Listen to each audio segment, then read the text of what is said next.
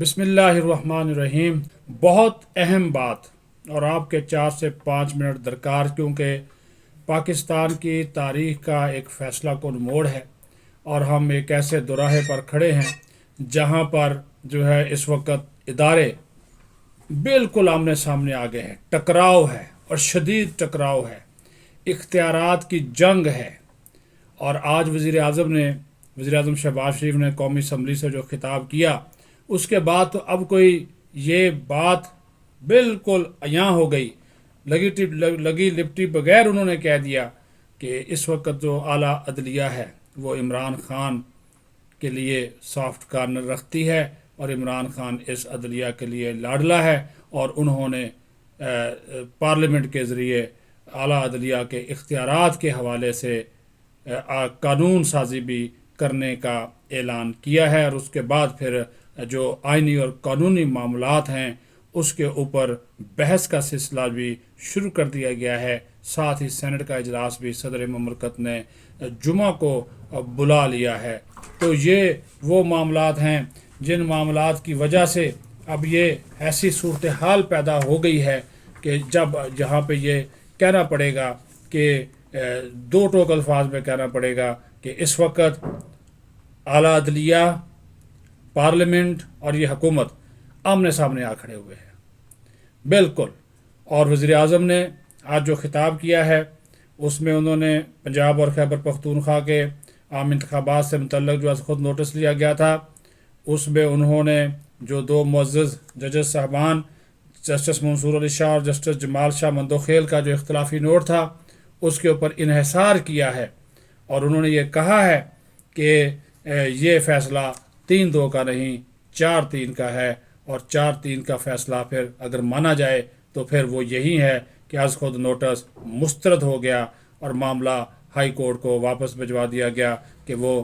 اس کے اوپر 3 روز میں فیصلہ کرے۔ یہ وزیر اعظم کا کیونکہ انہوں نے وہ فیصلے کا آپریٹو پارٹ پڑھا، اس آبزرویشن کا جو کہ منصور علی شاہ اور جناب جسٹس جمال شاہ مندوخیل نے جاری کی تھی، اور جو وزیر اعظم نے 50 منٹ سے لے کر 1 گھنٹہ تک کا خطاب کیا، اس میں انہوں نے واضح طور پر کہا کہ عمران نیازی اس تاریخ کا اور پاکستان کا سب سے بڑا فراڈیا ہے، اور جو اس نے IMF کے ساتھ معاہدے کیے اس کی خلاف ورزی، پاکستان کو اسی نے وہ ڈیفالٹ کے دہانے پر پہنچا دیا، اور پھر جو تحریک انصاف کے ٹرولر سے انہوں نے افواج پاکستان کی جو قیادت تھی، جنرل عاصم منیر جو تھے، ان کے اوپر الزامات لگائے، بہتان لگائے، اور اس کا کوئی سوچ بھی نہیں سکتا، کیونکہ اگر کوئی اپوزیشن کا بندہ اس قسم کی کوئی بات کرتا تو اسے کالے پانی میں پہنچا دیا جاتا، لے کر دیوار میں چنوا دیا جاتا۔ اس لاڈلے کو کوئی بھی پوچھنے والا وہ نہیں ہے۔ جنگل کا قانون ہے، یہ وزیر اعظم کا کہنا تھا۔ اب یہ حیرانگی کی بات ہے کہ حکومت وزیر اعظم کی ہے، ریاست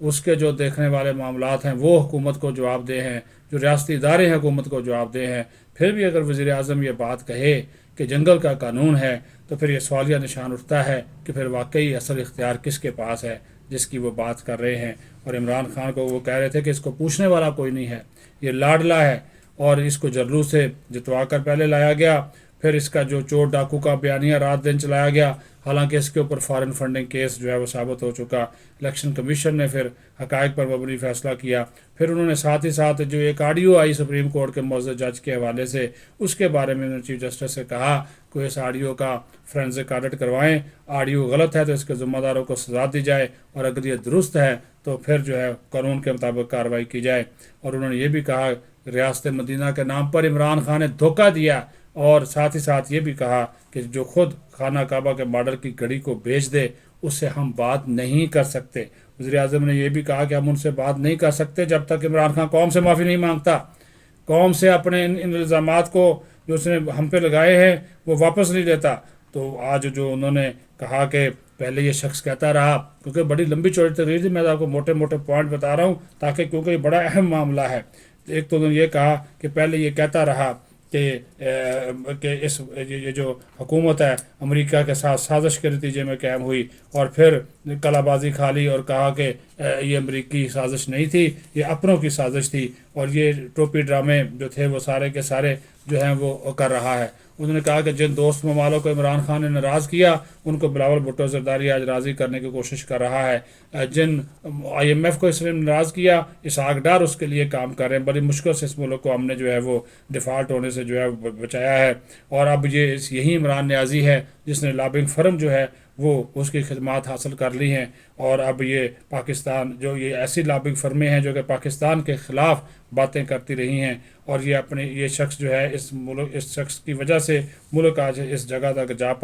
پہنچا ہے کہ جو صورتحال بڑھی ہوئی ہے۔ پیٹرول بم چلاتے ہیں، حالانکہ وہ وہاں پہ صرف اپنی ڈیوٹی کرنے کے لیے گئے تھے۔ پھر وزیر اعظم نے آج کھل کر بتا دیا، انہوں نے دفاع کیا جنرل عاصم منیر کی تقرری کا، جنرل سائر شمشاد مرزا کی تقرری کا انہوں نے دفاع کیا، اور انہوں نے کہا کہ یہ تقرری جو میں نے کی یہ بالکل آئین اور قانون کے مطابق کی، اور یہ پرائم منسٹر کا اختیار تھا، لیکن اس کے باوجود میں نے کابینہ کے ساتھ مشورہ کیا، میں نے اپنے جو دوسرے ساتھی تھے، اتحادی تھے، ان کے ساتھ مشورہ کیا، اور یہ فیصلہ میرٹ پر تھا کیونکہ یہ نمبر 1 تھے، سینئر موسٹ تھے، وہ حافظ قرآن بھی ہیں، لیکن اب یہ PTI کے جو ٹرولرز ہیں لندن میں بیٹھ کر، دیگر ممالک میں بیٹھ کر ہماری افواج کی لیڈرشپ پر جیسے بہتان لگا رہے ہیں، اس کا کوئی سوچ بھی نہیں سکتا، تصور نہیں کر سکتا، کیونکہ یہ انہوں نے کہا کہ جو بھی یہ کیونکہ یہ لاڈلا ہے تو اس کو کوئی پوچھتا نہیں ہے، اس قوم کی کشتی کو اگر وزیر اعظم نے کہا کہ کنارے لگانا ہے تو پھر ہمیں قانون اور آئین کو مقدم جو ہے وہ رکھنا ہوگا۔